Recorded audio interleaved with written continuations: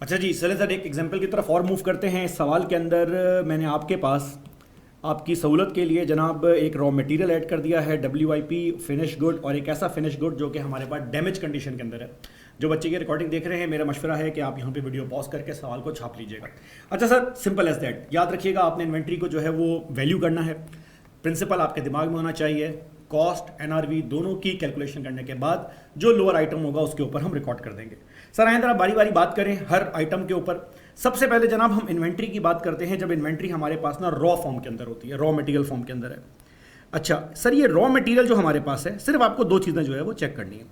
Sir आपको इसमें raw material की कॉस्ट निकालनी है, आपको इसमें रॉ मटेरियल की NRV कैलकुलेट करनी है। ठीक है जी। अच्छा जी, सर आए जरा इसको रिकॉर्ड करना स्टार्ट करें। भाई रॉ मटेरियल की कॉस्ट तो सिंपल है, हमारे सामने जो है वो दी हुई है। कह रहा है जनाब इस वक्त हमारे पास ना ये रॉ मटेरियल 1.5 लाख रुपए का। अच्छा, अब ये रॉ मटेरियल कंप्लीट होने से पहले कुछ अपने ऊपर कॉस्ट खर्च जो है वो करवाएगा।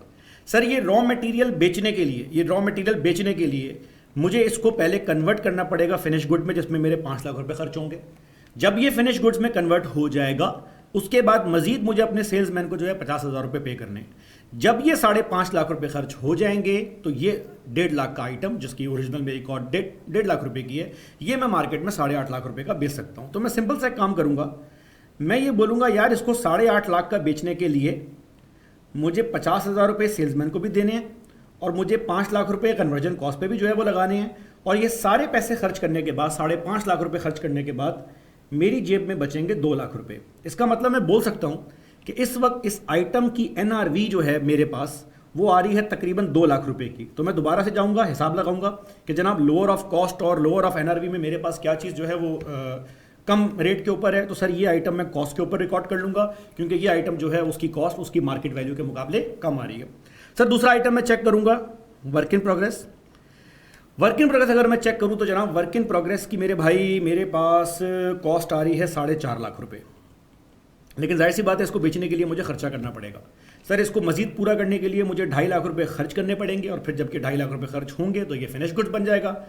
अपने सेल्समैन को मैं कमीशन दूंगा और ये 3 लाख रुपए खर्च करके ये आइटम 8.5 लाख रुपए का बिक जाएगा। हमारे पास इन्वेंट्री टाइप एक ही है इस केस के अंदर, पिछले सवाल की तरह ABCD 3-4 टाइप की हमारे पास रिक्वायरमेंट नहीं है।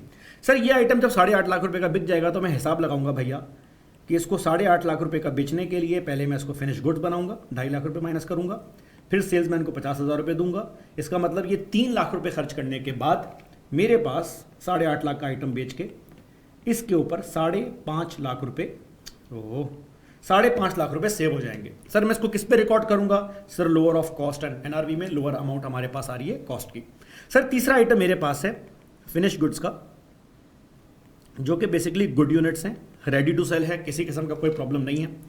ये आइटम की जो कॉस्ट है इसको पूरा करने की जो मैंने खर्च की है वो 7 लाख रुपए है। ये आइटम मैं बेचूंगा 8.5 लाख रुपए का, क्योंकि ये मुकम्मल है, किसी किस्म का डैमेज इसके अंदर नहीं है, इनकम्प्लीट नहीं है। तो मुझे सिर्फ अपने सेल्समैन को जो है वो कमीशन पे करना है।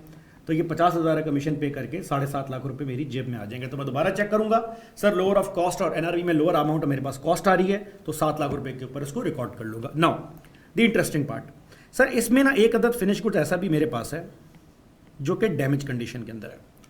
सर ये डैमेज कंडीशन का जो माल है ये मैंने बनाया तो था 7 लाख का, लेकिन मजदूर जब इस माल को वेयर हाउस में स्टोर कर रहे थे तो मजदूर के हाथों से यह सामान गिर गया, मजदूर ने काम चोरी की। सर ये सामान तो उसके हाथ से गिर गया, लेकिन उस सामान के गिरने की वजह से हमें हो गया नुकसान, क्योंकि अब हम इस आइटम को इस रेट के अंदर, सॉरी इस कंडीशन के अंदर, जिस कंडीशन में है, सेल नहीं कर सकते। अब मैं क्या करूंगा? सर मुझे इस आइटम को 8.5 लाख रुपए का बेचने के लिए इसके ऊपर एक 3 लाख रुपए की रेक्टिफिकेशन कॉस्ट भी खर्च करनी पड़ेगी। ये वर्ड याद रखना, 2-3 दफा पास पेपर में यूज हुआ है।